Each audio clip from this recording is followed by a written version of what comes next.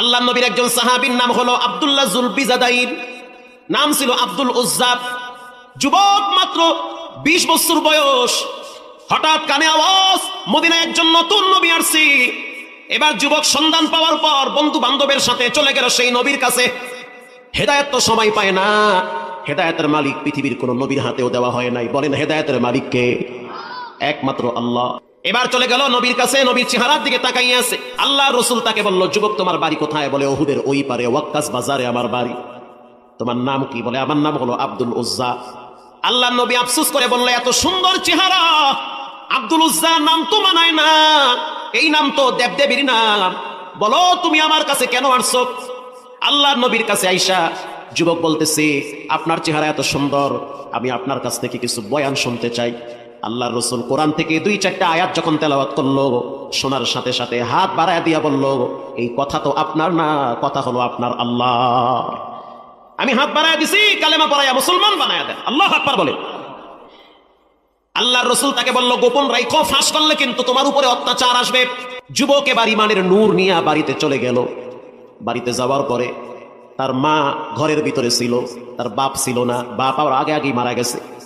এবার তার মা একদিন রাত্রিবেলা টের পাইতেছে যে সন্তান তার রুমের ভিতরে কি যেন করতেছে, চলাফেরার ভিতরে একটা পরিবর্তন দেখা দিছে। ঘরের দরওয়াজার সামনে কান লাগায় শুনতেছে, আমার যুবক সন্তান রাত্রিবেলা নামাজে দাঁড়ায় দাঁড়ায় কোরআন তেলাওয়াত করে। যেই আয়াতগুলো নামাজে দাঁড়ায় দাঁড়ায় বারবার তেলাওয়াত করতেছে, সেই আয়াতগুলো আমি আপনাদেরকে শোনাই।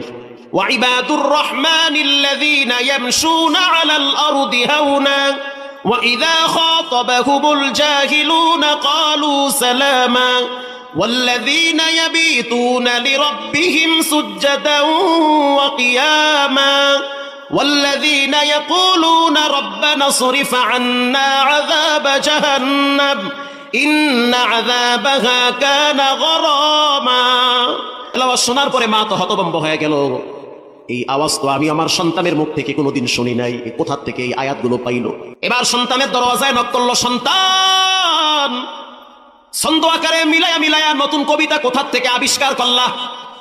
সন্তান বলতে আছে, মা আমি তোমার পেটে দীর্ঘদিন ছিলাম, কষ্ট দিয়েছি, রাগ করিও না, মাফ করে দিও, আমি ইসলাম কবুল করেছি। আল্লাহু আকবার। আমি জাহান্নামের খাতা থেকে নামটা কাটাইয়া জান্নাতের খাতায় রাসূলুল্লাহর মাধ্যমে লেখাইছি। এবার আমি তোমাকে দাওয়াত দিতেছি, জাহান্নাম থেকে তোমাকে বাঁচতে হবে। মা আসো, ইসলামের সুশীতল ছায়াতলে আশ্রয় গ্রহণ করো। মা বলতে আছে, বাপ দাদার ধর্ম ছাড়তে রাজি না। এই আওয়াজ চলে গেল চাচার কানে। চাচা এবার রাগ করলো। চাচা এবার সকালবেলা খেজুরের ছড়ি দিয়া এই আব্দুল্লাহ জুলবিজাদাইন যুবকের উপরে